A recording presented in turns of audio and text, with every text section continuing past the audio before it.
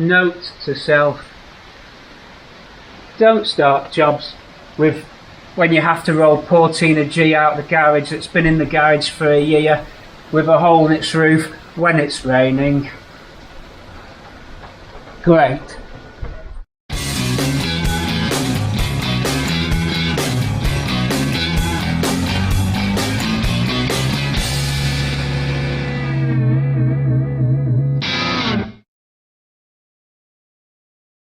PC Cortina City and welcome to another video. Of course you're familiar with this site, but are you familiar with this site? A Mk5 on an X, ladies and gentlemen, 1.6 GL into the city for a bit of a tune-up. Customer complains of bad idling, bad running, lack of power. So I said bring it down the city. He's only local. He's gone and bought it from Swindon. He's driven it back up. He broke down on the way. We got him going again. Lots of things have been going on. However, today we're here to check out a pack of goodies that are on the seat. We've got ignition leads. We've got a few other little bits. We're going to shove it on the Krypton machine and see what we can do. See if we can get the customer happy. We'll have a chat with him. He doesn't want to be on camera. Very shy man. That's okay. You'll get to see him one day, I'm sure. I've got a feeling this car is going to be featuring on the channel again. Don't know the colour. What's the colour, James? What's the colour, please? I bet he doesn't even... Cosmos Blue, he tells us. We're allowed to film his feet, but that's about it. It's too dirty, covered in plaster, that's the problem. He's messy. He's as bad as me. Okay, so we're going to get that in there, into the garage. But to get it into the city garage, we've got to get Tina G out. Now, Tina G's in a bit of trouble, folks. Come inside. Come with me. Come on. This is the city. So Tina G's in a little spot of bother. Okay. So if you recall, if you scroll back through the videos, you'll see Road Trip to Gibraltar Part 1, where Tina G shatters a flex plate. Now, this isn't the flex plate that's shattered, but it will be identical to what happened. This is Tina G's first shattered flex plate, because she's done two. And you can see what happens. You've got, this is a proper flex plate, and this is a faulty one. Before I go any further, I will be changing the screen flip ratio, screen refresh, because you're going to get strobing from the LED. So I'll be right back. Let me fix that strobing. I can see it now. As far as I can tell, everybody, flickering is minimum. You're going to have to put up with it because I can't seem to get it to switch off. So we're flickering a little bit on LED lights. We've had that problem before. If you change the resolution settings on my camera, or if it's had a flat battery for a while, the camera goes and resets sometimes, and you have to go back into 50 Hertz setting. Anyway, I was talking about flex plate. So these are the parts that are on the gearbox and the engine, and basically it cracks onto weak points and then tears round, and it can even weld itself to the torque converter's nose. Indeed, on this you've got a nose there that's welded on by friction. Okay, so that job has to be done on this car.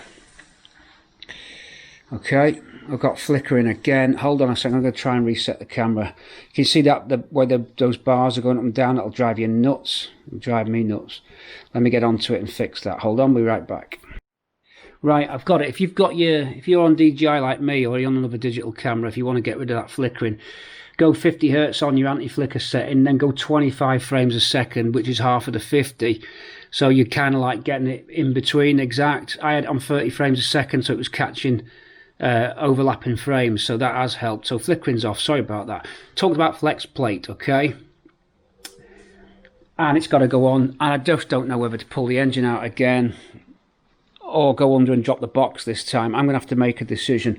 But the big deal about this car is that the vinyl roof's gone, and that's what I was hinting at in the other films. Look, I've even got a hole in my roof. Look, would you believe it?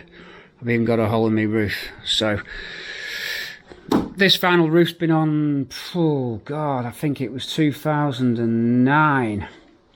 I did it. 2008, 2009 perhaps. Now this spent a year outside, which was okay, and it is still mint, but vinyl roofs hate being outside. they absolutely hate it. And look what it's done. Look at that. So that's all got to come off, and it's got to get all sanded back. And of course, yeah, I mean, this would have developed, well, I never spotted it when I had the car vinyl roofed last time, but it could have been on its way.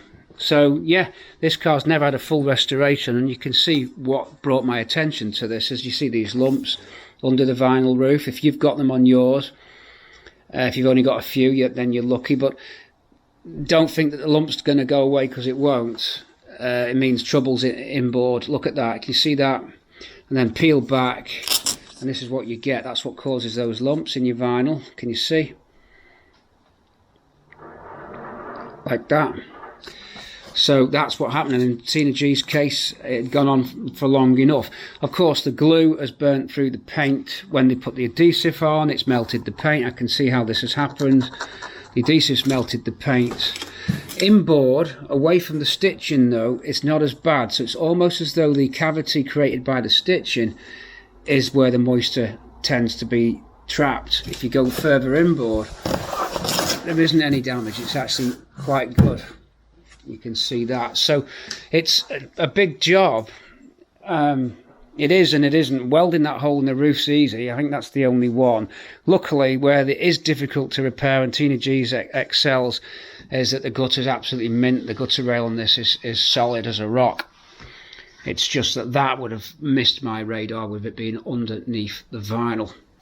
Gutter is solid, because they're hard to fix when they go. So it's still a solid vehicle. It's just never had its full resto. I've just kept it going as a rolling resto all the way back since 1992 for Tina G and me. And this car, I've gone through some incredible adventures together. I'll probably never part with it. It's had panels in its life, it's had paint in its life, it's got a brand new rebuilt axle, the engine's mint, the gearbox was good, as I said, flex plate gone. You'll see it featuring way back in my videos, and indeed this is the one that was on the Grand Tour with James May, and he made a little video game about it. So great. Anyway, enough of that. We've got to roll this out now. Let's get back to the Cosmos Blue and our main man there, and let's get him tuned up and see what we can do. We're fitting electronic kit, then we'll roll him on the good old Krypton. It's time, folks, to get the Krypton out. Okay, we'll see you in a sec. Krypton time very soon, imminent. Ready. Oh, I've got to push this one out. Find the keys, turn the steering block off, and we'll get the Cosmos Blue machine. Have you got a nickname for the car, sir? Still not. Still nothing. Name no name. It needs a name. Let me see. Follow me around. Let me have a look at the reg. I'm just James is new on the camera. He's our new cameraman. It's SDV. SDV. Stevie. Almost Stevie. Not quite though. Yeah. Stevie. Possibly. Stevie. No, the name just has to arrive.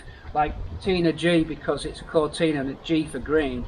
Papa because the reg was PAA, and now KP. If you look at that reg, James. KP for Papa. KP. So KP nuts. KP. Right. All the cars have the name. Swampy because he came out of the swamp. Bramble because he came out of the brambles. Okay.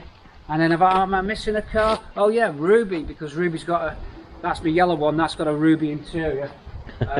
Yeah. So I've got to push this out. Right, you need a lift. No, I should just be able to roll it out. Sure.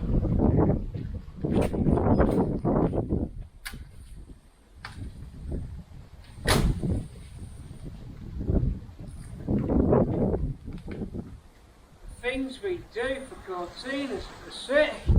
Will it tune up? Will it run.com? It's all faux fear at the city, James. All faux fear at the city. But have we done this right? Because really, I need to go where the blue one is. I'm not going to have room to do you there. I'll have to go here. So, I'm going to go there. You bring that one back. Right. We're just going to be doing this all day. See you in a sec. Right. Press it.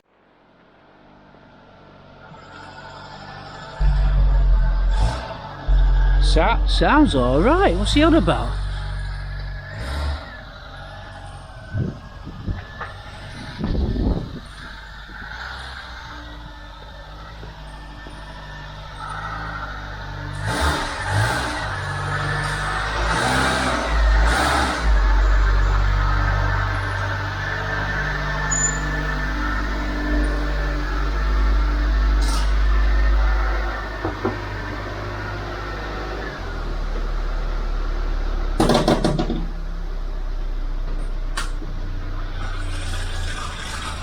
Oh yeah.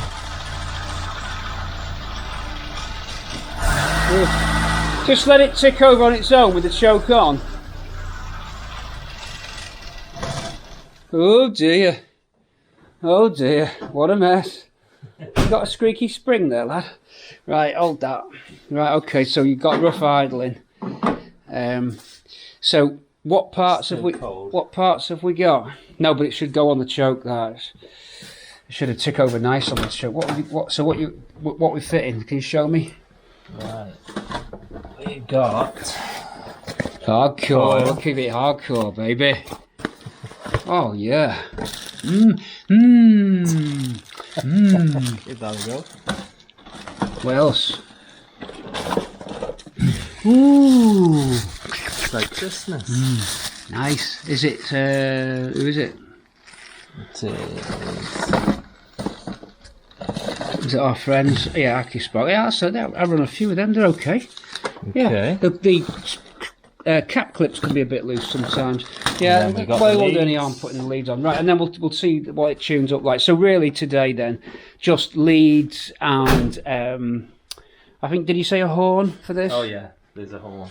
Yeah, I've got a Chinatown horn to fit on it. So may as well just pull the distributor off. But I'll talk you through it now. An easy way of doing this, folks. So at the city, what did I say? Little tips for you, keeping your cars running. Some people are on points still.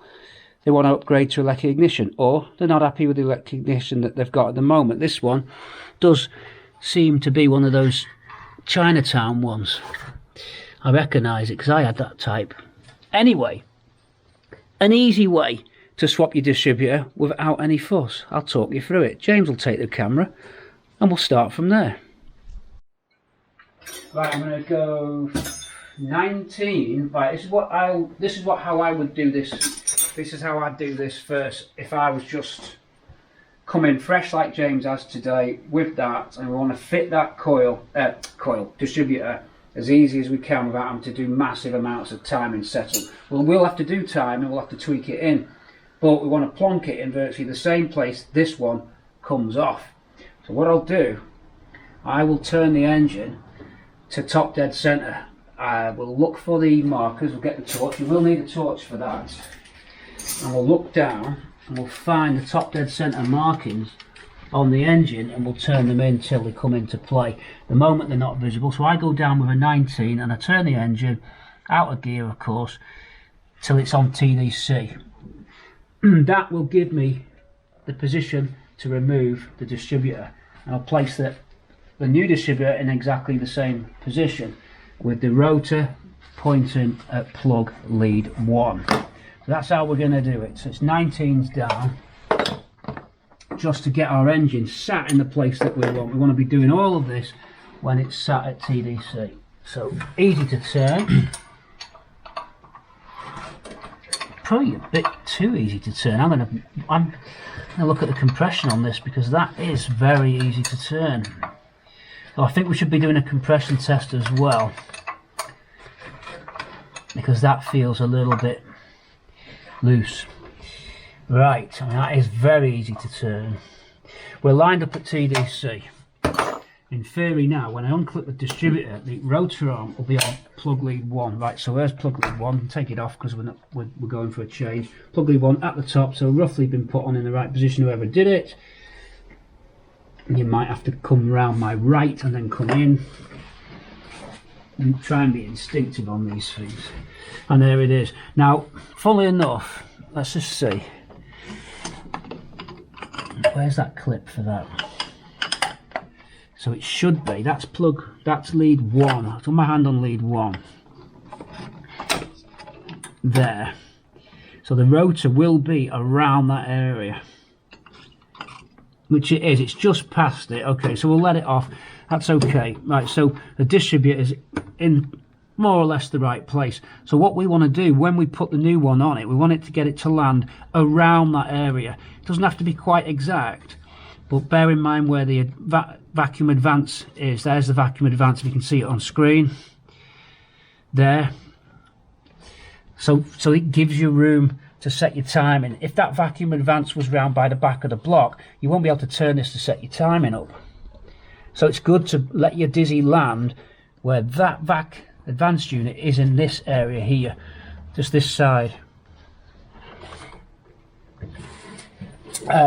So that's it. So I was just waking the camera up then. So it's a 13mm bolt now, and we extract the distributor out of the block. There'll be some wires to disconnect as well, but I'll worry about them in a minute. So 13's just next to me, they're ready. There's only one securing bolt on your distributor, and then you rock it out. This bolt's going to come out by hand, so that's okay. Normally I'd have a little magnetic tray here ready to catch bolts. There's only a few bolts today, so there's no point. So out we go with that, and then a gentle rock left and right. Should see this lift like this, and then we're out. A little bit of oil on the end, but that's our unit out. Some cables to disconnect in a sec. There's our distributor. Now this is an original Motorcraft one with an aftermarket. Oh dear me, you've got problems. It's all not lined up. This, oh dear, look at this. We've got, this won't help. We've got interference. We've got this wearing into the Hall effect sensor. So you've got a little magnet strip here. That's got a magnet in it, and this picks up the magnet pulses, but it's all not really not lined up. Let's just see what we've got. It just looks like it's been rubbing on it, and it's not actually centralized to the rotation. It's off center. So this is cheap Chinatown crap. Just doesn't look right to me. That smells of trouble. Not saying it is that's causing you rough running, but it's best that we don't use this. Okay, now it might be an idea to keep this as it is in the boot, because if you ever did get your ACCUSPARK unit fail, you'd be stuck at the side of the road. You could always drop this back in. At least this actually fires. Okay, so we'll leave that as it is. It doesn't look good, but we're going to take it away and fit the new unit. Let's cut to that now. See you in a sec. I'm going for the coil now. 2 little screws.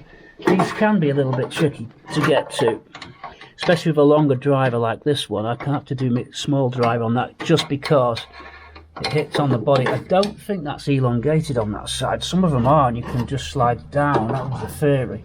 But I think this bracket is fixed all the way. I can get to it better now. There you go. Should get that. There we are. So coil out. I'll disconnect the wires in a sec. I just want to do the hard bit first. Whoops, pick that up in a sec. King lead off. Blue coil. Now there's difference between the coils, folks. Blue coils are normally for ballasted cars. And you're going to say, what the hell is a ballast? Well, that's a big subject. We'll talk about it with a pen and paper, I think, for the ballast situation. But in a nutshell, a ballast coil runs on 9 volts. A non-ballast coil runs on 12. So this is a 9 volt coil running on 12. So it might have been getting a bit warm. It feels okay. I can't see any oil pouring out of it. It's not been cooking itself. But really this should be a red coil, and I see that with ballast is bypassed on this car. So I'll talk about the ballast situation in a minute, because everyone's going to say to me, what's that mean? We'll see if we can talk you through it. Let's get that done. See you in a sec. Hardcore, baby, at the city. We got ourselves a 3 ohm coil. Is it actually going to be 3 ohms? I wonder. Let's see. Let's see if they are actually 3 ohms. Just as a matter of fact, I bet it's about 2.9. It won't be exactly 3. Not that it matters. It's just, this is just OCD-ness. Right, let's just see. 2.8 ohms on the screen. Can you see that? Get right in there, James. So, okay, 2.8. Well, we'll let them off, you know. What's 0.2 ohms between friends? When you're going for gold. Hardcore. Makes me happy. Right, now, ACCUSPARK's modern ignition for classic cars. Their ballasted coil, which I seem to remember is 1.5 ohms, but I'm guessing. I'm sure it is 1.5. What do we get on screen, folks? Is this coil a duffer or not? Whoa, this ain't right. This is also a 3 ohm coil, so it's wrong. So that's also non-ballasted coil. So who's saying that the blue ones are non-ballasted isn't We don't know. Right, so don't go off the coil colours, go off the resistance. And I think that a non-ballast car is 1.5. I'm going to have to check though, so I'm going to look really stupid. Okay, so it's time for a bit of Googling. But before I do Google, I'm going to show you what, I'm going to need pen and paper to do it, what a ballast does. Right, so, two types of coil. Let's draw the coil. There's the king lead, there's positive and negative connection to the coil, our second coil. Okay, 2 pins, positive and negative. The negative side of the coil always goes to your point or your Lecky ignition, and it pulses off and on, which creates a spark. Inside a coil, by the way, is a big winding of cable, loads and loads and loads of very fine turns of cable. Okay, and inside, right in the middle of the cable, is a core. What happens is, when you put 12 volts to the coil, this big winding, loads and loads and loads of very fine wire, creates a big magnetic field. Okay, what happens is, when you disconnect the power to it, the magnetic field collapses, creates a very high voltage down the center core of the coil, like 20,000 volts comes out of that middle shaft, this piece. So around there, loads and loads and loads of thin wires dipped in oil. It's actually filled with oil to keep it cool. And then when you take the power away from that magnetic field, it collapses, and the magnetic field collapses onto the core. It's a carbon core, it's a rod, and that creates induction. It's called induction, makes a huge voltage. So all you do to make a spark is apply power, disconnect power, apply power, disconnect power, apply power, disconnect power. And that's what the points do, off, on really fast, which makes that magnetic field constantly energize, collapse, and it's the collapsing of the magnetic field which creates the voltage in the core, which goes down the ignition lead. So that's what happens. But some coils are 9 volts and some coils are 12. Why? Here's your battery on your car. Okay, plus and minus, there's your battery. But you've got a great big starter motor, okay, and an engine to turn over. There's an engine, there's a starter motor. There we go. Side of your engine, okay. When that starter motor is firing up on a cold morning, this battery is normally 12 volts, well, 13.4 if you're lucky. Let's say 12 for argument's sake. And you crank on your engine, it's able to drop the power down to around 9 volts. Because this draws power, and if your battery's not quite up to the job, the battery voltage will drop below 12 down to as low as 9 volts on a really cold morning. So you're going like and this battery is no longer 12 because it's not, let's say you've not been on a long run the day before, you left your side lights on or whatever, or it's just not a really juicy battery. You're down to 9 volts now as you're turning your engine over. Okay, so that engine is cold, it's trying to get going, it's drawing power off the battery, it's dropping that 12 volt down to 9. Well, if you had a 12 volt coil, it would now only be getting 9 volts at the point when you're cranking it, just when you need it to be getting its max power. So you've got yourself a problem. You've now got a coil designed to run on 12, that because you're cranking your engine, your battery's now at 9, so you're not going to be getting a nice big fat spark. So they made it a 9 volt coil. Okay, so what they do is they have on the side, very cleverly on the side of your starter motor, there's a little switch, and when that starter motor is cranking, that switch closes and it puts power straight to the positive of the coil. Well, we just timed out there. When you're cranking, your starter motor closes a contact which puts power straight to the positive terminal. You'll see this wire in your car, it's black with a yellow stripe, and it's on the side of your starter motor. You always wonder what that spare terminal was. It's the ballast bypass. So I'm now cranking, I'm only at 9 volts, but luckily this coil runs on 9, and we've got 9. Okay, so now that's got full power through that wire. When you finish cranking and your alternator kicks in, your battery goes back up to 12 volts. Well, aren't you going to cook your coil at 12, 13 volts? Well, no, because that wire is now cut because you're not cranking anymore. And what they do is, instead of connecting direct to the battery, they put it through a ballast, which drops it to 9 volts on the other side of the ballast. So there you go. Under normal running conditions, When your engine's at 13.4 volts, your battery 12 to 13.4, whatever it charges at, up to 14 volts, whatever, your coil still only gets 9 volts because it goes through a ballast which drops it to 9. And as I said before, when you crank, it bypasses the ballast because it closes a switch on the side of the starter motor which bypasses the ballast. Of course, if you weren't cranking your engine, you'd now have too much power going in, but because you're cranking the engine, it's dropping the power, so that's what the ballast does. It helps you cold start. It was mainly needed when you had points. When you fit an electronic ignition system, the coil runs a lot more efficiently, and it seems to be that you don't need to have a ballast when you go electric ignition because you've got a stronger spark and it's able to perform better.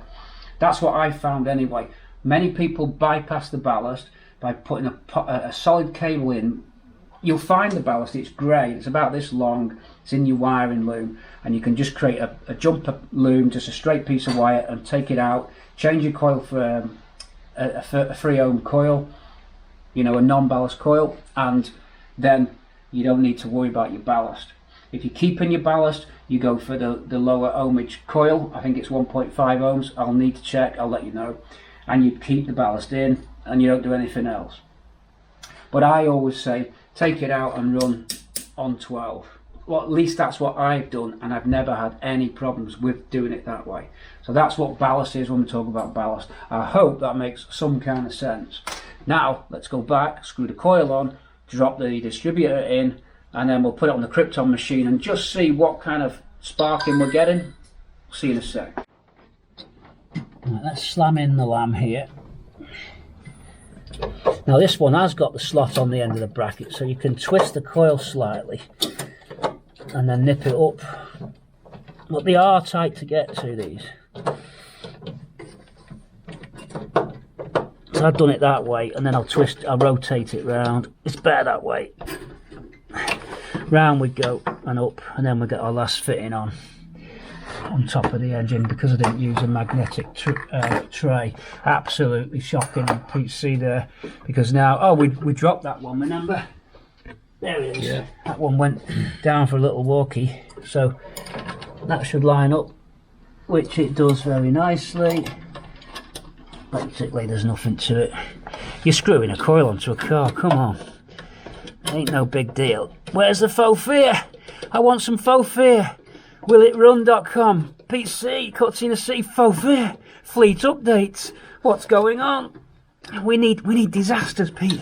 We need things melting and burning and frying, please. This is all too easy. It's all too easy. I want some disasters. I want disaster and flames and burning and fire and brimstone and the coal blacker than sackcloth. Oh. The smell of minty freshness. Oh, yeah, baby. Okay, so there's the VAC Advance. What's the VAC Advance for? People are saying it's just a can, isn't it? What's that? It's a swimming pool. It's a bath, innit? It's a flying saucer. Right, okay, if you do this, little things move, watch.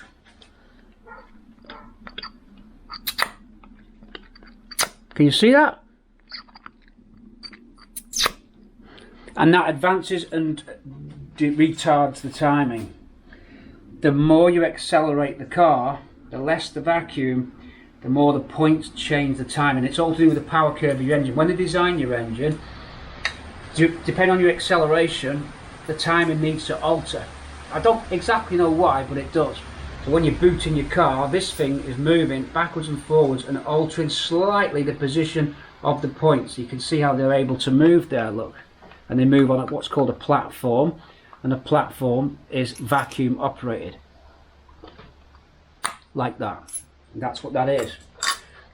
Some engines don't use it. Performance engines don't use it. Anyway, we're going in and we're going to point. Okay, let's get the cap. We can decide which is coil 1. It's up to us on the rotor, on the cap. But make sure the cap sits. There's only one way it'll go on. Like that. That's locked.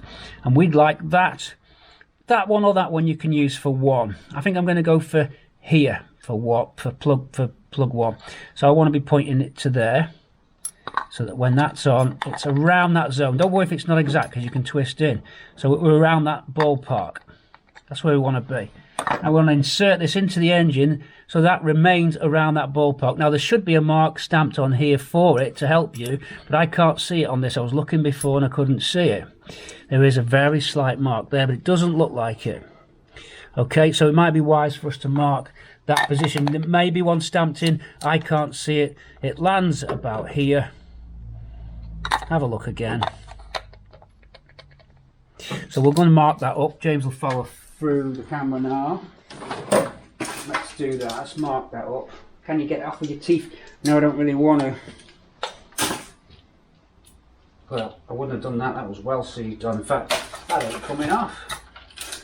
That one is. Ooh, that smells good. Right, so.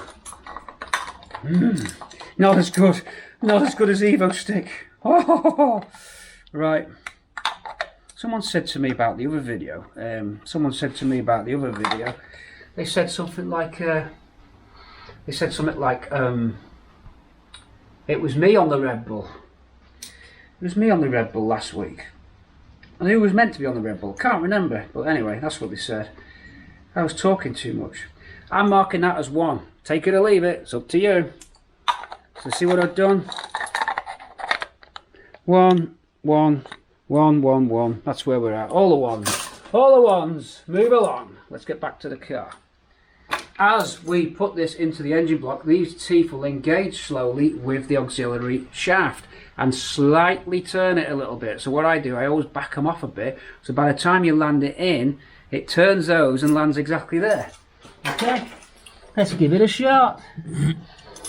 Offer it up. Should have a little bit of oil on there, really. That's naughty. Okie dokie. And we'll have to just slowly twist it in. And it will just find its way very nicely. Going again. Like that. Okay, we're a little bit out there, but yeah, okay, I'm going to go a bit further back. Try there. That looks nice. If we can get that to engage now, I'll be very happy there. No, I'd like to go more. How about that? Oh, we landed straight on it. There we go, we're in. Right, so we're there, and you've just got enough room before they hit the cam cover. So it's pointing at 1, see? I know I keep mentioning this pointing at 1 business, but it's pointing at the position we marked for plug 1. That'll be plug 1, and we know we're on TDC, so we are ready to go. We can bolt that down. See you in a bit. Did you know that plug lead 1 is always the shortest lead because it's the nearest route? Of course you knew that. Whoops, of course you knew that. These come with a handy twisty tie, which you can also use to unblock when you strip that off. Don't use your teeth to unblock your washer jets. That's how you unblock them. By the way, if your washer jets keep blocking up, another handy Cortina City tip, they keep on coming. If your washer jets keep blocking up and you keep fishing out the little debris on your washer jet nozzle with one of these handy, this one's particularly good, it's quite strong, we'll be keeping that. Fish it out and it keeps blocking up. You can fit a little mini filter when where the pipe dips into the reservoir, your washer reservoir. You can get off eBay for about £2. Little plastic filters with a little mesh. Plug that on, drop it in, and all the little bits of debris, because what happens is some cheap screen wash makes all little crappy particles, I've noticed, and it all goes a weird colour, and then it gets into the jets and your nozzles block and they keep blocking. So do that. From time to time you do have to clean the gauze on the filter. Anyway, little tip for you there. What's the shortest one? Well, the shortest one's the king lead. As before any smart asses out there, the king lead is the shortest one. There's the king lead. In fact, I'll tell you what, king lead is not that short. Wow. Okay. No problem. We don't get worried at the city. We're just going to find plug lead 1, please. It's that one. Now then, what's the PIN number to my bank card? Pete C goes on holiday to Spain. Or France or Germany or Europe or anywhere in the world, and he takes his credit card, but he can't remember his PIN. Now, if I'm fitting ignition leads, what's my PIN to my credit card? If you get that, there's bonus points. Okay, let's go. We'll see in a sec. It's good, you're learning. So, I've marked that lead 1, just for fun. Do you know what I like to do with these? I like to push these back, because you never know if it's actually engaged into there. I suppose I just have to feel it go in. So you never really know if it's got it. See, that hasn't got it. So I'm going to WD these and slide these boots back. I don't trust that. What have I got? Have I got anything? If don't tell me that I'm running around without, I've got silicone, without WD-40. No. Once it gets past and onto that silicone,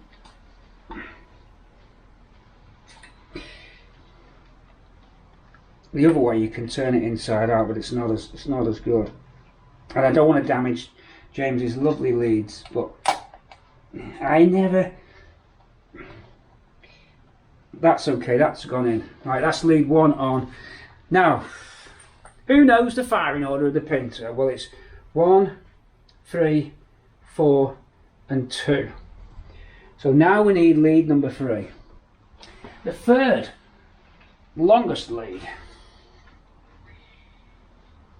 which is that one. Lead 3 going on.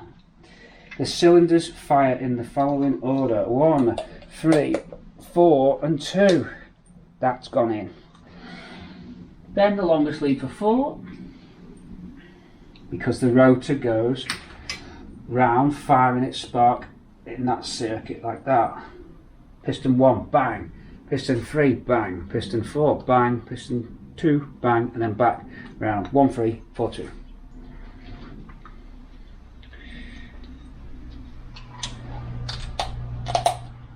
I mean, they are a nice fit, I'll give them that. These aren't bad leads, James. These aren't bad leads at all. WillItFire.com! Faux fear! Fleet update! All the madness at the city! Oh my god, will it fire? Oh my, I'm so concerned, I'm so worried. It might not start! Can you wait till next week? Enough of that madness. I've not been on Red Bull. I've not even been on coffee. James didn't even offer to make me a drink. I did that. I put the gloves in there, the kids' Cortina Mark III Club mug. I said, I'll just put them in there, James. Have a but look it didn't at what you wash. could have won. It didn't wash. Okay, we're going to fit this. And we're going to go boom, boom, shake the room. A battery is not magnetic, but that is. That's no good. How about that? You know, honey, these little clips can be. Now, see, I always know I've got it in the right place when you can't plug it on because of the temperature probe wire. That's when you know you've got it right. 1 onto 1. Yes, there you go. Clip at the back. Come on, these easy clips. Clip at this side because he's got this one caught. That's it. Go again. 1, 2, buckle my shoe. For setting time, and we won't have the ignition advance thing connected, but let's get all these off the plugs. Round the other side, James.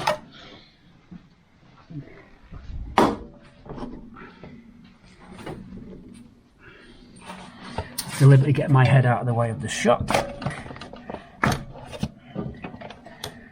Peel these out, don't pull them out or you'll break your clips. Peel them out.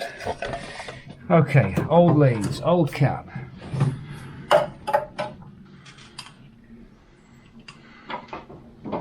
And guess the film time. Help! I think I'm melting. Ooh. Right, down we go. Plug number 1 lead, please, is 1. On we go for 1. Now, these are new plugs, aren't they? Yes. Right, so we don't need to worry about the plugs. And people say, "What? Why are you checking the plugs?" Nope, we just fitted new plugs to try and get it to run better, and they are gapped. So plugs are new, folks. We'll look at them later if we think it's still running like a bag of bolts. 1 for 8. Here comes 4, and here's 2. 1. Is that 3? Yes. No. Get it right. Get it right.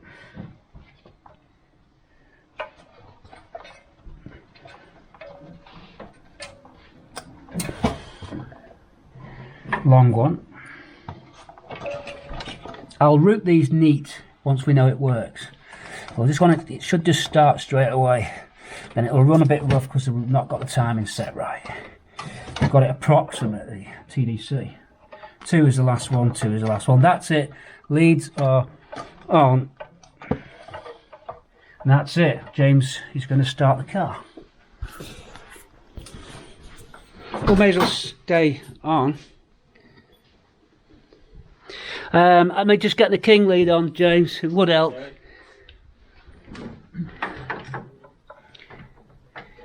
Don't start it, else I'm going to get a belt here. As far as I know, everything's right.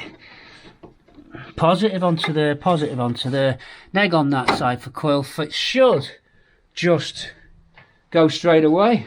Try it. Lovely stuff. Can you pull the choke out for me? Yep. Choke's out. That's out. Right, okay, let's have a listen to that then.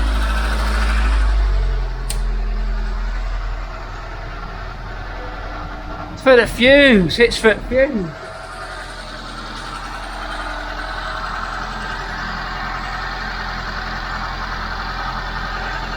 Well, that was a good little straight in, weren't we there? And just to show you there's no camera trickery here at the city, watch this. Look, no trickery. You see? It's a continuous, it was all set up. It didn't work at first, and then someone went to, it was all a big setup. It's all fake, there's mirrors. It's someone else here. It's all mirrors, it's all smoke and mirrors. It's all fake, it's a fake at the city. All smoke and mirrors. No, I'm not shortly coming soon. You'll be seeing Pluto motors. Burger Chris has come back on the channel. Chris the Burger is back. Pluto is back. Chris is back with the burgers. As the t-shirt gets caught in the fan blade. Woo! That sounds peachy creamy, James. It's alright, isn't it? Well, once it warms up.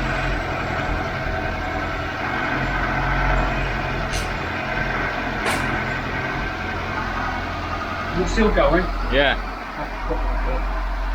You know when things are getting serious, people, city viewers, city fans, because guess what's coming next? Oh yeah, hell yeah. When the lab coat goes on, you know PC means business, and that means it's crypto time! It's time to wheel out the big guns. Can we do it? We can test your battery as well. I'll test your battery now, then it's done. So battery test. You've not got a code on your radio, have you? Have you got a code on your radio? No. No, okay. Let's have a look at your battery. Oh, in the green. Baby, that's nice. Go right on that gauge, James. Ooh, a lovely battery. Yeah, that's good. And if you really want to induce yourself into the City Hall of Fame, it's the double nipple branding. Because these are red hot. Well, that bit is. That's the shunt resistor. Very dangerous. This could be a medieval torture device. Anyway, where do we put that? Where don't put it in petrol. Don't put it in petrol. The flash point of petrol. Did you know actually that brake fluid will ignite before petrol? Did you know that? Yeah, brake fluid will go up before petrol will. And I don't mean up in price. Right. It's time to wheel out the big guns. Are we all clear? There'll be a couple of leads to disconnect, but we should be good to go. Come on. We've been up and out for a while. Time to do some work. Whoa! There's the LED. I wonder where that had gone. The LED lights behind there. Everything else is good. Let's move this. Make a little bit of room for the city. Let's make some room for the boom. Oh, yes. Make some room for the boom, baby. Okay, right, some stuff on here we don't need, but just so we look the part, because you've got to look the part, haven't you? You see? We can have a little listen. Okay, where's our leak detector? Do we need that? I don't think we need the leak detector today. James, how's your prostate? Right, so we won't be examining that. Leads off. We're ready to hook up this bad boy of pop. I ain't going to talk you through the Krypton because I want you to scroll back to old videos and we'll show you on the old videos how it works. Not today. Time is of the essence today. Not that we're going to rush, but I'm knot theory. Cable's always knot up. Who knows about knot theory? I don't. But there is a thing called knot theory. It's a mathematical equation that describes how things get knotted. You could, if you want, check the ohmage of your coil. Look, that's how you check your ohmage of your coil. If you want, but we've already done it. But you can do that here to check that your coil is of the right resistance. It goes on and then you hit the button. I'm not going to do it. We don't need to do that today. We'll put them up there on the little gantry. Now, can Pete C remember how to use his own machine? Or will he stab himself with the unnecessary at this moment in time stethoscope? Put that there. Yeah, I can remember how it goes. Positive and negative on the battery. That one on there. That one on there. And then across the coil we go with this one. We just crock clip onto the coil. Positive and negative Krypton leads across the coil. That measures across the coil. It'll do various things. I'll show you in a minute. We are on there. I think everything's right now. I'll just make sure these stay separated because you can create a little short circuit if you're not careful.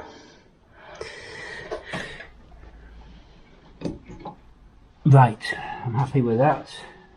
King lead and spark plug 1. So king lead is that one. Spark plug 1 is that one. We are now connected and ready to monitor James's engine on the screen. We need this for now. No, I'll take it out of the way.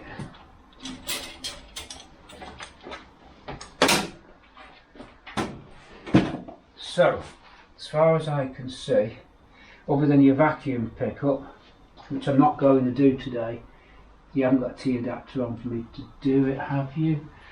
Oh yeah, you have. I can do your vacuum if you want. Yeah, I'll do your vacuum. Let's push the boat out.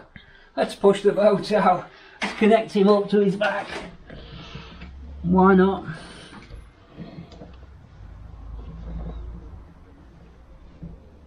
Oh, I'll have to go small diameter for that one. Large diameter clips at the bottom.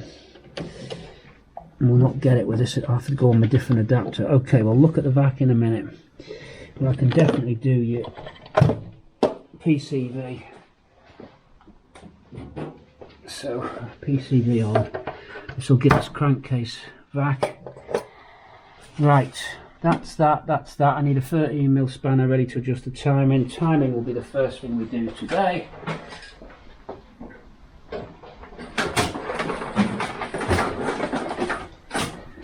So, this is the timing light, and we're going to get him about 8 to 12 degrees timing, because at the moment we've just slammed that dizzy on there with no timing set up. It could be all over the place, so we'll dial it in with this. In a sec, we'll have to start the car, but we'll get that ready with a 13mm. So, Krypton machine to be switched on now. I've got to get around the back. The hardest part is getting around the back. And we're in business and we're on. So instantly I can get a battery reading. But we got 12.7, that's okay. So there's James's battery at 12.7. And our voltage across coil should be the same, around probably maybe 12.6. Oh, I'm not even connected on that yet. Well, we should have a reading on there. That means I'm not plugged on. Hold on. Oh, the ignition's off. The ignition's off. Ignition going on. That should go to slightly less than, let's see, maybe 12.5. What do we get there? Oh, 11.7. It's okay. That's just your normal voltage drop through the, as the car comes to life, the battery takes a draw off. 11.7 is still okay. Voltage across the coil, voltage across the battery. Okay, there's two things straight away. If you want to measure the coil resistance, we'd be using these, but we're not doing that. We're not doing the vac just yet. So really what we want to do is get a 13mm spanner coming through. I think I put it away. Well, I didn't, but I'll get another one and get the timing ready. Normally you wouldn't duck underneath there, but right, with the vac advance pipe off, we're going to aim for whatever we aim for. Don't forget to put James's cap back on. Right, so it'll try and start now. It'll be a bit rough. I might be on ignition kill. There is a kill switch on here. I think I was on kill. I think I was. Bear with me while I remember how to use the machine.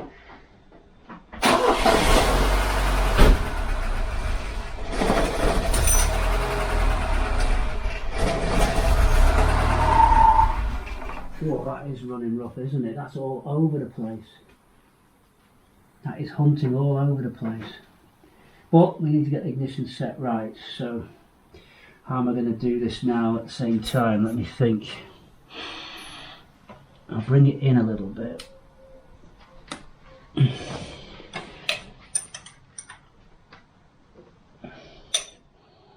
It's going to be difficult because I can't press accelerate at the same time. Look. We may have to jump to you when we've got this ticking over. James is going to have to help me. Okay. So we'll be right back. I'm just going to get James on the accelerator pedal because this requires, well, not necessarily two people, but for filming. We'll be right back. Right, I've set that for 10 degrees. So we're ticking over okay. I'm just going to put the advance pipe back on.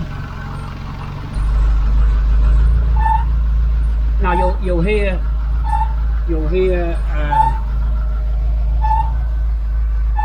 a very strange noise, and it's not James.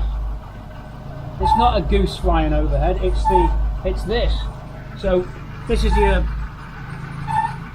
positive crankcase ventilation, and it's all right. That measures it drawing the fumes down through the rocker cover, and that's fine. So we're good there.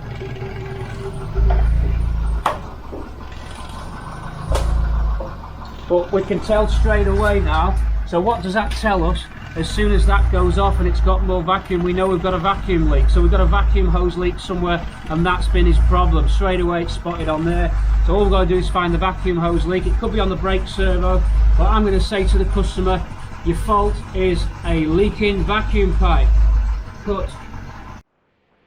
Okay, I have connecting up now the vacuum. Pete C is back on the camera, and we're going. I'm suspecting a vac leak somewhere because let's see what we get.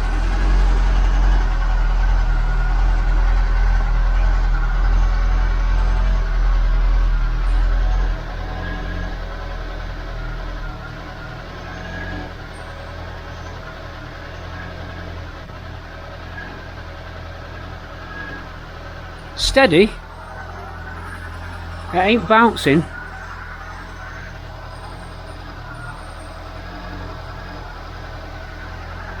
you hear how it runs differently with that connected? Yeah.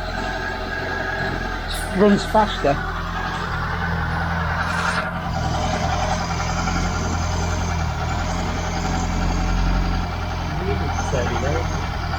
No. Whoops.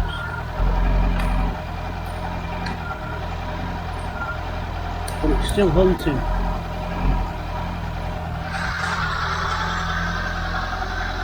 Right.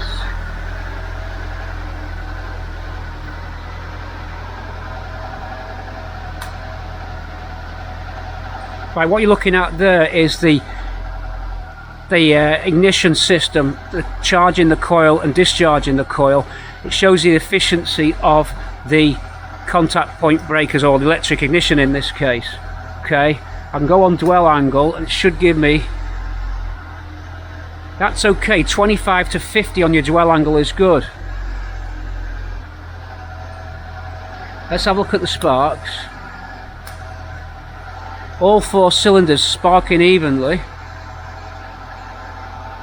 A very nice pattern. Then we'll do a drop down test in a minute. So what we're going to do, Pete's see at the controls here. So that we're going to do your peak voltages now.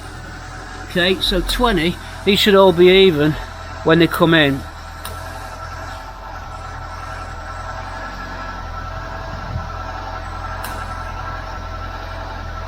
I'm getting slow reading there.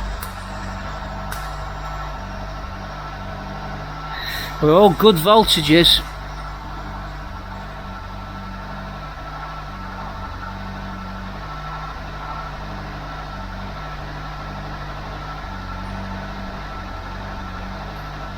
Gonna give it a rev.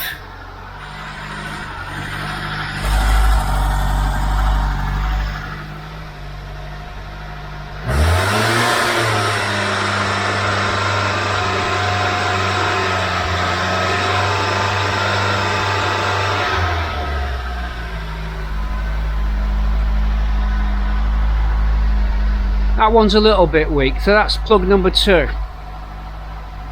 Okay, plug 2, a little bit weak.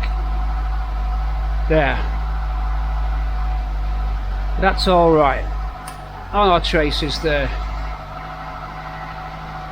Now we'll do RPM and just set the RPM. I'm going to go RPM.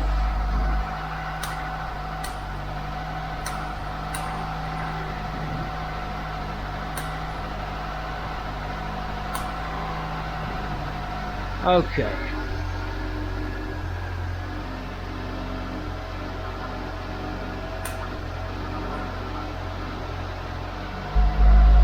It's currently 1,000, so we're too high on our tick over. We're going to bring that tick over down. Everything else is good there, but I'm suspecting a vacuum hose leak.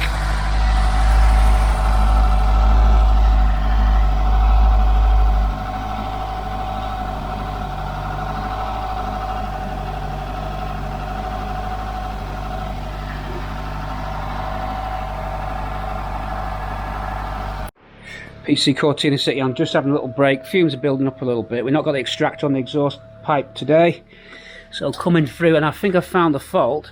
So we fired straight up with those ignition leads straight in. All I did is just set it to 10 degrees for now, but you might find that 8 or 12 is better for you, depending on your engine. I'm just going to switch this fan off, James. Sorry, I'm squeezing through. I'm pushing James out of the way. Sorry, just for background noise. So a new one to the city, because Mark 5s, of course, whilst I'm no stranger to a Mark 5, and you've seen them on my early videos when we're grass track racing and stock car racing Mark 5s, I've always had twin chokes. I've never had the single carb. I have used one once before. Obviously we put the Weber on it, the twin choke, but they've got an electric stop start there. That's okay. But what I did find was that even with all the running and timing set up, and us getting good sparks across the range, indeed it was pretty good, impressive spark across all 4. Plug 2 is the weakest plug, so I bet you if you pull plug 2 out it won't be gapped right. But apart from plug 2, the vacuum was steady.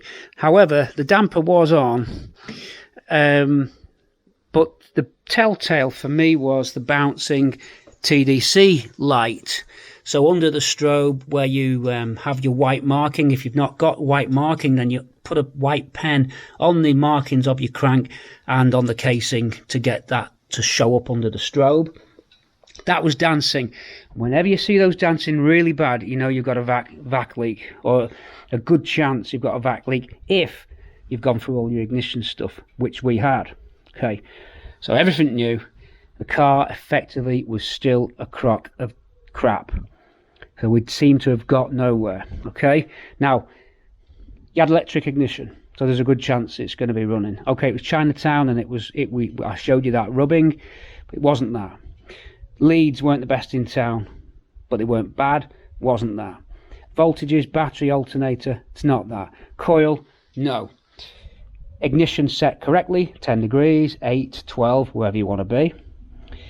Carburetor new. Choke operating, albeit the choke cable's a bit stiff. That only leaves me, because you've got compression, you've got spark, and you've got fuel. Yes, you're running, but we're running erratically. So something is a telltale sign, and I've seen this before, of vac leak. Now what you can do, you can spray WD-40 around the hoses until you hear the RPM increase. We've done that. You can do that. I've not done that today, but I went straight for what I thought was going to be a suspect item, and it was this pipe here. Now, new to the city, because this is some kind of emissions control, some kind of economy device on the flap of the intake. I'll show you in just 2 seconds. So this pipe here, when you plug this off, the engine becomes manageable again. In fact, it seems to be acting like any other Pinto. As soon as you connect this up, we seem to think that there's a problem inside this air cleaner box where that pipe connects. Look, it connects underneath here to this little port. Then this then goes to this flap. Now either one of two things has happened. Either this pipe was not connected to the flap, I didn't actually check that, or it's a loose fit. Now it does feel a terrible connection. Hold on, I was off screen, and apologies, I was off screen. It does look a terrible connection here. Okay, it's just loose, it's not snug. And that controls an intake flap here, look. So it's something to do with cold starts, getting running in the morning. Is this some kind of air temperature valve? I don't know. I'm going to have to look this up. You might think, well, how does Pete at the city never see this before? Simply because this is a newer car than I'm used to. No excuse, but we're going to have to look that one up, folks. But you're already going to be on it before I am, and you're going to know exactly what this is. Now let's make our guesses. I would say this is this some kind of temperature related operation here? The fact that it's got a disc there, or is that a set of bellows? No, it's just passing the vacuum through by the looks of things. Is it balancing? Have we got intake creating a vacuum both sides? Is it some kind of equalization? But do we have a flap here that actually works? Is that an operating flap? I don't know how this works. I could look it up. I'll tell you what I'm going to do. We've got a Mk5 manual, and because we're always curious at the city, we'll go and find out what on earth this was all about. And does James really need it? Is he going to miss it? Does it really matter? Is it part of an MOT emissions? Is it part of an increased economy pack? Let's find out. In the meantime, now that we've bypassed that pipe, we'll go for the readings again on the Krypton. Just go round the town again, and we'll look for some slightly better figures. James there, wisely reaching for the Mk5 book ahead of the game. So yeah, clean hands for James. Let's look at this. Let's see what we've got. Is it going to be under emissions, ignition system, cooling? I would say carburation. So 48. Clean hands from James, mucky hands from Pete C. Live, an overhead view. It's a virtual PDF. There it is. Okay, thermo-controlled air cleaner. Okay, vacuum motor. So, okay, what we've got, I'll tell you exactly what we've got. It uses the vac line to power, so that it doesn't want vac to be drawing out of that. Basically, that's just like on the old 60s cars that they had vac operated flaps on your dashboard for your heaters. It's using vac source as its power rather than a 12-volt motor. And then there's the flap. So it calls it thermo controlled. So what we'll have here, I would imagine, this disc will probably open and close when the air's hotter or colder. So when it's colder air, the flap will slightly close, almost like a second choke, if you will. And then as the air comes in, gets warmer from the exhaust because it draws it up a tube. If you look on these cars, there's the flap. I was looking at the front, but the flap's actually here. Summer and winter. You used to have it on your Mark III with your summer and winter connections. James is reading it all up. He's ahead of me. You actually know more about this than I do. No. Yeah, that's how it works. So great. Well done on getting the book off the shelf. Thank you. So we can see what it is now. Let's see, does it give us a principle of operation? General. Okay, so we'll read that out. The fuel system comprises of a 12-gallon, 54-litre tank. We knew that. Summer 44, by the way. I think the fuel is... Blah, blah, blah, blah. What do we get? Air cleaner. Yeah. The thermostatically controlled air cleaner maintains the intake air at a constant predetermined figure during normal operation and supplies cooler air at full throttle. The air cleaner has two sources of supply, through the normal intake, cool air, or from a heat shroud, hot air, mounted on the right-hand exhaust. So that's the heat shroud. There is your heat shroud. So nice hot air. The vacuum motor operates the flap valve and holds it fully open when the vacuum is above 4 inches of mercury, Hg, or 100 millimeters, Hg. This allows only hot air to enter the air cleaner. When the vacuum falls, the flap closes progressively and cooler air flows into the air cleaner. When the vacuum falls to 2 inches of mercury or 50 millimeters, the flap closes and only cool air passes. The vacuum motor is operated by vacuum from the inlet manifold, controlled by a heat sensor located inside the air cleaner. So, yeah. Fair enough. That will help you with economy. And indeed on the Mark III, what you have is an adjustable nozzle, which in summer and winter you hand twist yourself. So this is basically to stop you having to do that hand twist nozzle. It automatically will determine where it wants to draw the air from. Now it is under suspicion, but I would say the most likely culprit is this tube because it is a loose fit.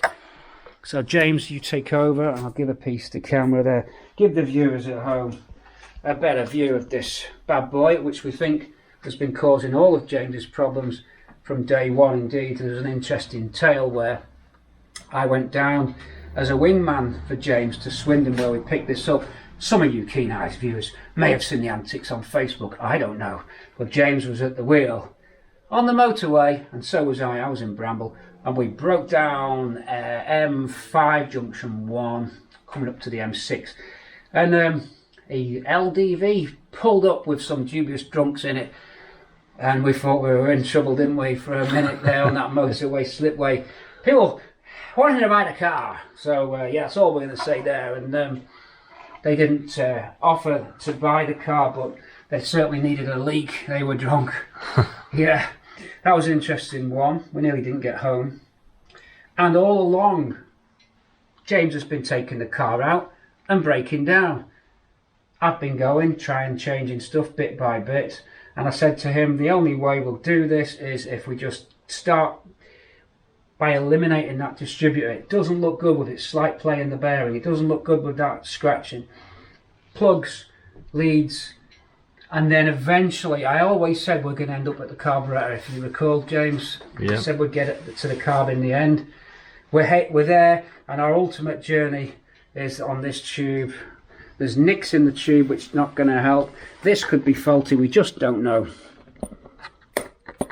We just don't know, this little bad boy, what it's trying to do. We could test it, I've got equipment to test this. In fact, we can have a little go if you want. But I think it's this. My own personal opinion on it, out of all of it, is that it's this. That is not a good fit. Look at the diameter of that compared to that. So air could get round that potentially. I'm not saying that is, but it isn't the best. It isn't the greatest. Now, it doesn't always operate, but it's funny because you would get. It's funny because you would get times when it had almost just decided to kill itself as though someone had thrown a switch, which I found very curious. When this was on idle before, and I was on the idle adjustment, and I was trying to get it to 800 RPM, it was fighting me. It'd go to 800, then it'd decide to go all over the place, as though either the hose was opening and closing, and air was getting in, thus increasing the revs, or as the temperature of this was doing its switching operation between hot air and cold, okay, because the tube was connected, the aluminium tube, I don't know where it is, could be on my head, no, here it is. Don't use this as a condom, it won't work. Put that on there like that. See, that was on, and so you had the normal operation of this. But if this pipe is fractured, as this valve does its cycling of opening, then the air can leak past there, thus increasing the revs, and this will still kind of half work, but the whole thing seemed to be cycling off and on, and it could have been that this was doing its job, but it relied on that pipe working, which it wasn't. I think it was that. Might be wrong. There's one way to find out. Temporarily block that tube. The car will run fine without this system, albeit slightly less economically, but it'll just be in the realms of 1 mile to the gallon, or half a mile to the gallon. You'll be in Mk5 Cortina territory, James, in our MPG club. Never mind them Mk5 people with their advanced technologies. Anyway, we'll blank it off, run it on the Krypton again, road test it, and I think what I'll do, I'll leave James with the car with it capped off until we can decide if we're going to reinstate this, or we could find a piece of tube, put it on and try it again. It's up to James, it's his call. The timer is running, we are running out of time. Let's see how we get on. Pete C back on the Krypton. Action.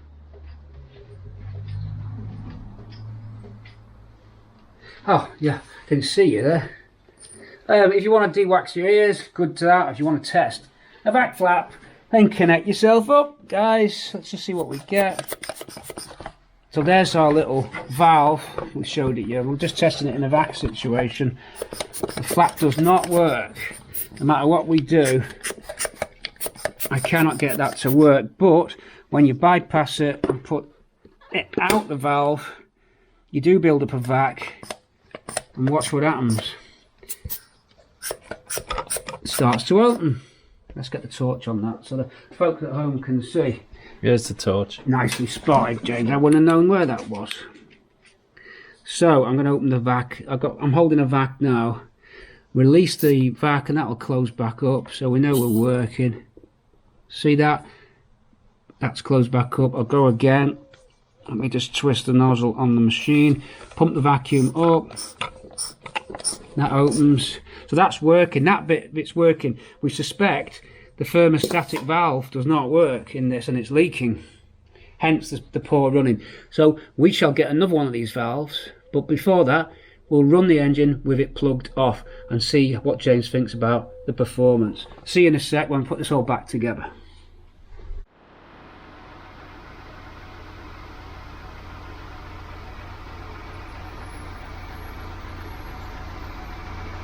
Going for 800 RPM. I think that's a lot smoother now with this pipe block. Look, we think this was leaking, we think that valve was faulty. We've never had it running this smooth before. That sounds good to me. So in a second we're going to pan across to the Krypton screen and I'm going to blip the throttle. You'll see the 4 spikes on the screen represent each plug. In this case from left to right it's 1, 3, 4, 2. It's not 1, 2, 3, 4. But watch them blip as I rev the engine.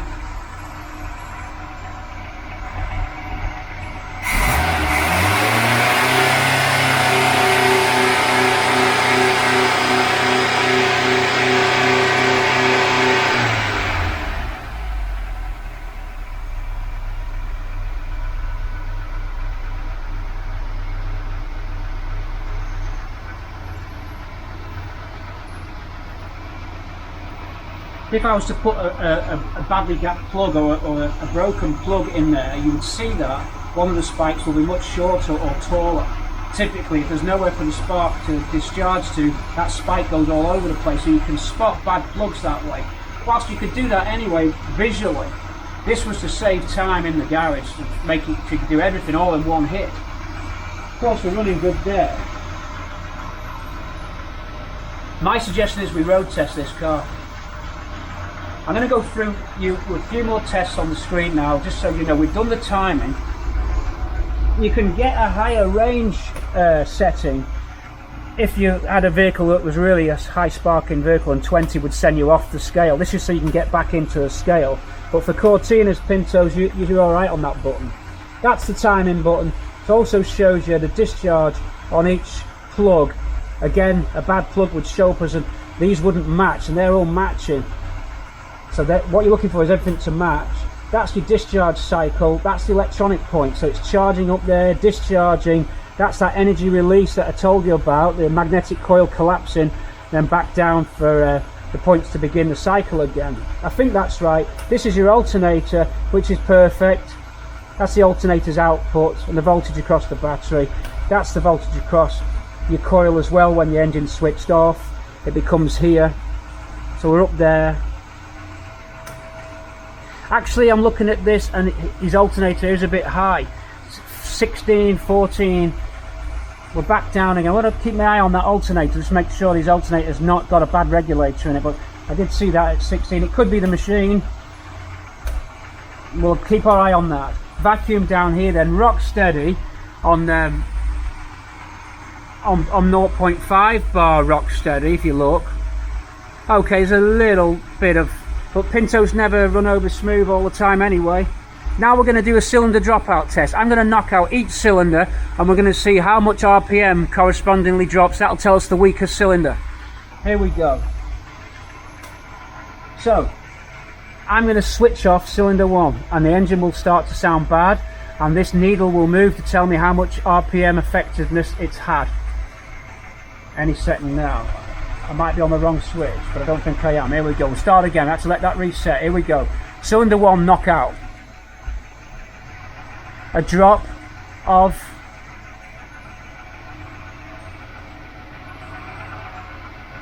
around 200 RPM drop. Cylinder 3. Stronger cylinder, I think. Dropping at 400s. 4.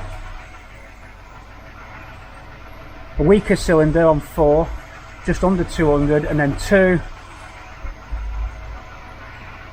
Very weak, and I suspected 2 because it showed up on here. If you recall, we thought 2 was the weak one. 1 being the strongest cylinder. No, 3 being the strongest cylinder. Sorry. Let it bounce back up. Oh, let's let it reset. I think 3 was the strongest one. Let's get that reset.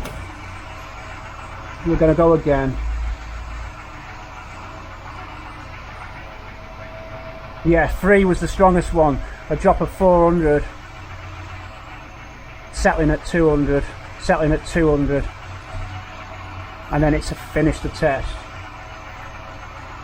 Okay, so 2 is the weakest cylinder on this car, but it's still okay.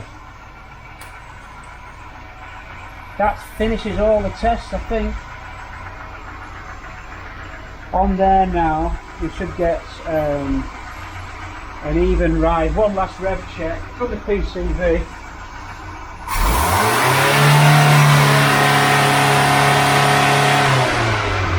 That one.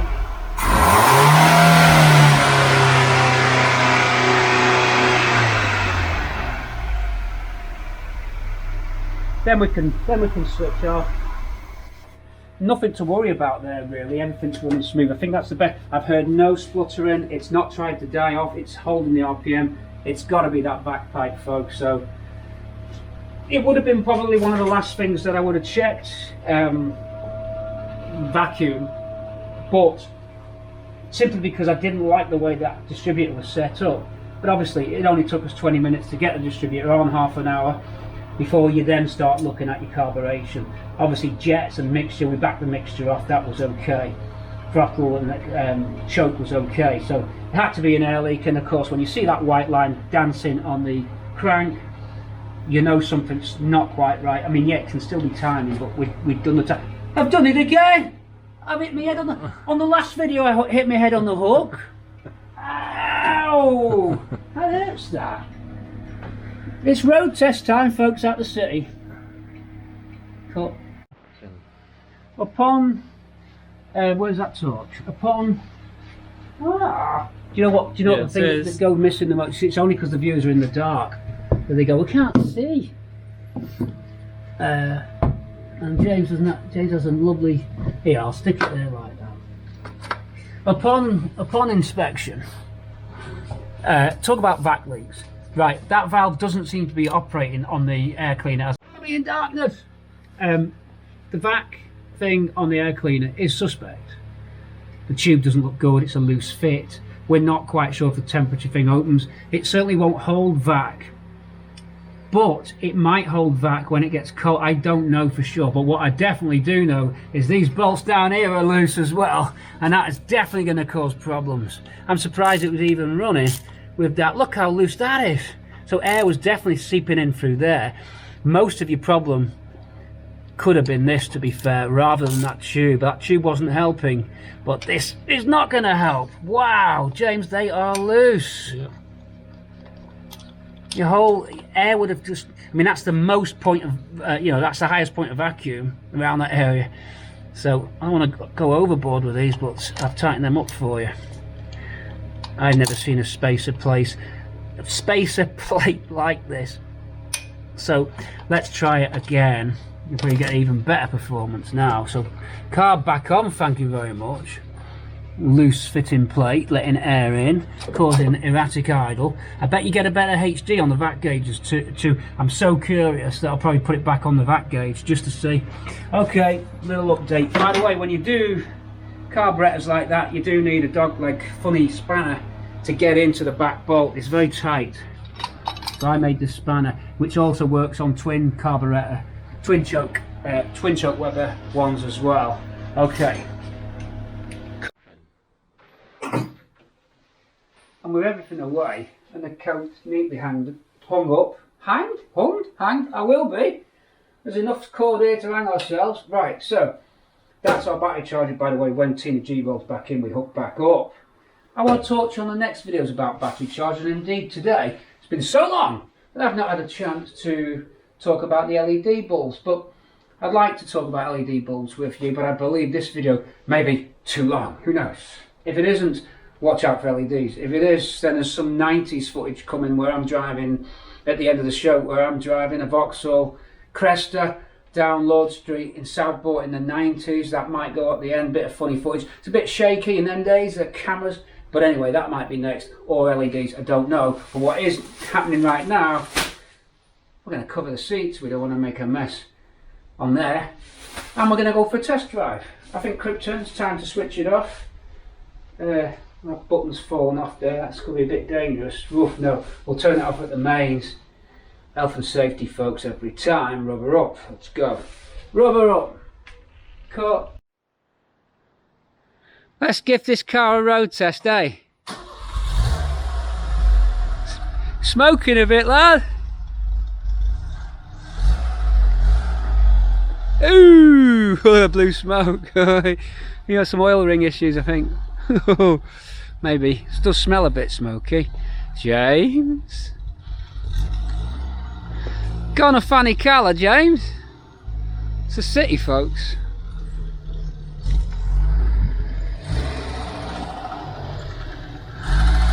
And look, lost an underrider, look. You've lost a bit of your bumper, look. Keep revving it, it'll probably stall.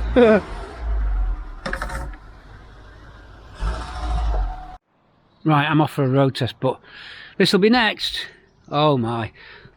Don't get me wrong, it is not a rotten car, but it does need some work. These things happen. There's the fleet update, and faux fear, I'm going to get my jacket and boogie. We're going to go and get a kebab, something to eat, and let's go and give this car a road test, eh? See this sec. Bye, cars.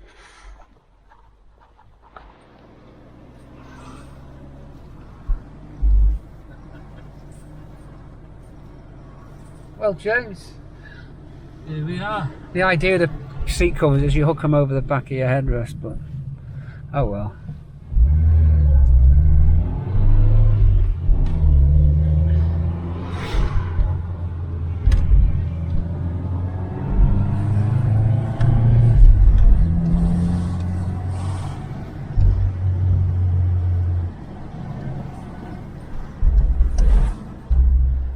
PC at the city on a road test now.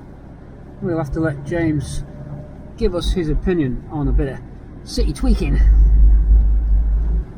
It's only an old Pinto, they're easy to work on. Yeah.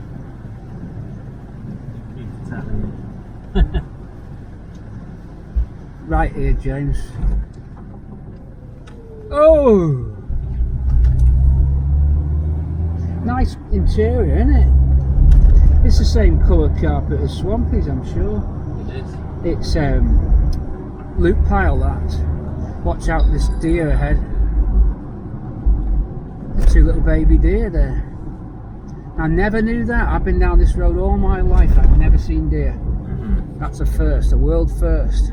We have deer.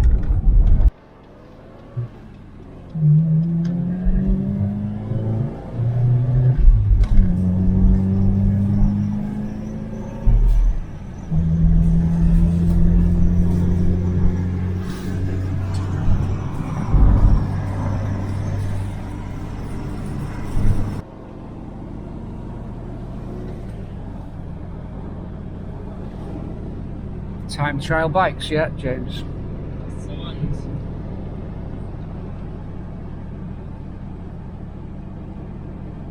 Well, what do you reckon? Seems to be running better. Don't look at the camera, just look ahead. So I've just got the dash.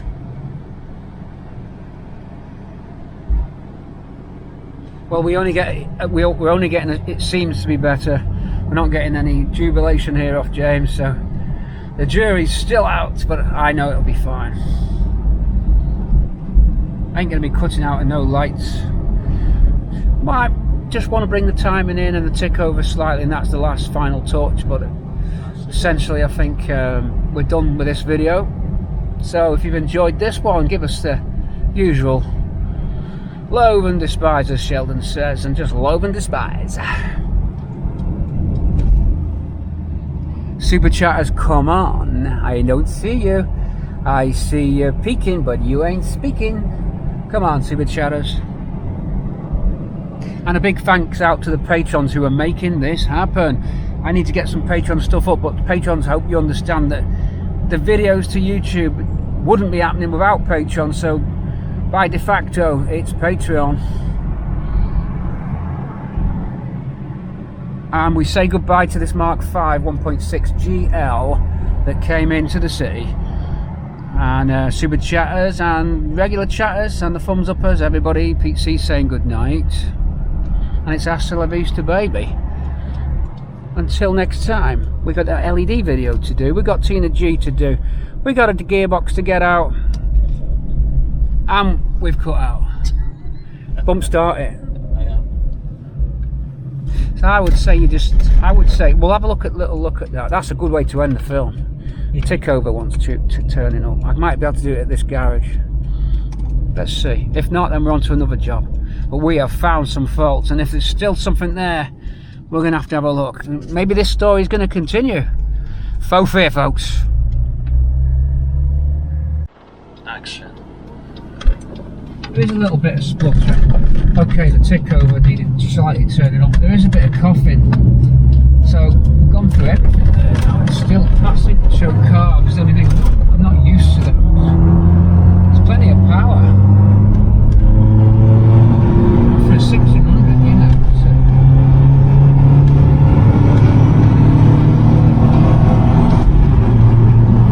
So I'll stop on that camera.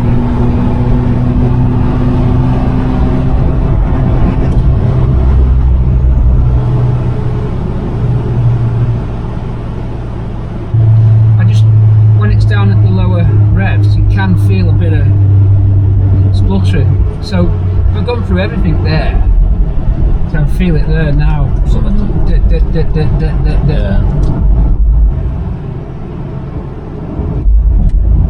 I'm just going to hit this lay-by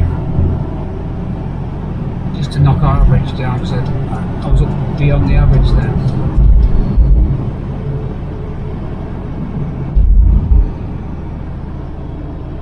I'll go for 40 back to drop it down. Yeah, there, when it's just got that and that's vac sorted, carb bolted back down, leads, points, coil, ignition, timing, and it's still giving a little cough.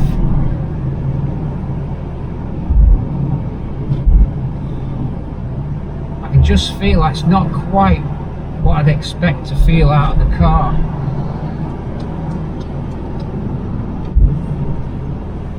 I tell you what, the only other thing I'm thinking of that might do it is, well, these are really giving it some, these bikes, aren't they?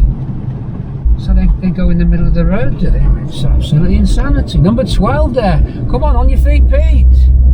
And there's someone behind me, they're going faster than we are. There's a car with bikes on the roof, that's got to be cheating. That surely is. Cheating. No, he's been disqualified. The guy with the bikes on the roof, he's fooled him. What a surprise. That is just outrageous. You're supposed to pedal. Hello. Yep. Left turn, Clyde. What was I saying? What did I get to?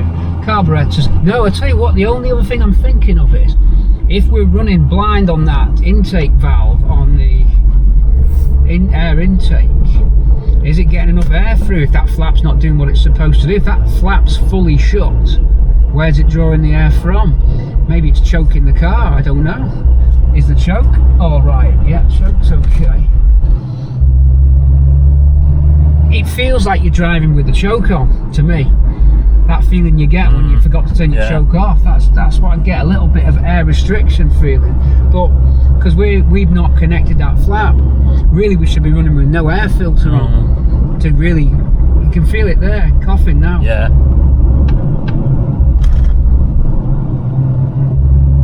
See, I'd be tempted to try it with no air cleaner as well, just to make sure that it's not that's choking it up, that flap not operating and it can't get air through as it wants.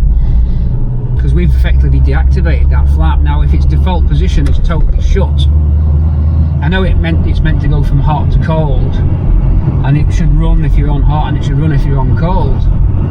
But I don't know, it's just an idea. We'll catch you again next time, we might have some further proof. I've worked hard, it's time for a kebab. Worked really hard. It's food time. Definitely food time. Did you have a Toyota Corolla? Huh? Did you have a Toyota Corolla yourself? Did you have one? No, I've got a Vauxhall Corsa. Okay. Well, I ain't getting out if the van stays there. I think it's my brother.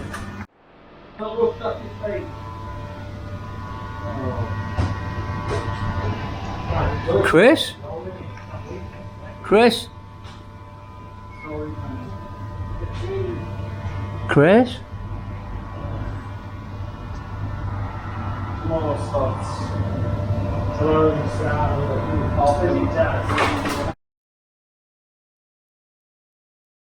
Red light on. Yep. So it's action now. Always call the action when the red light's been on for half a second. Okay. Because I won't see the action bit on the Action. And with the overalls in need of a wash, this goes away. Back to Cortina City's jacket. Oh, losing my words, it's the fumes. Oh, I'm high as a kite. Okay, so we hang up Krypton away, make sure that's nicely folded like that. We like it to all look neat. Oh! Oh! One for the end. Cut. But I'll do that again. Just cut that.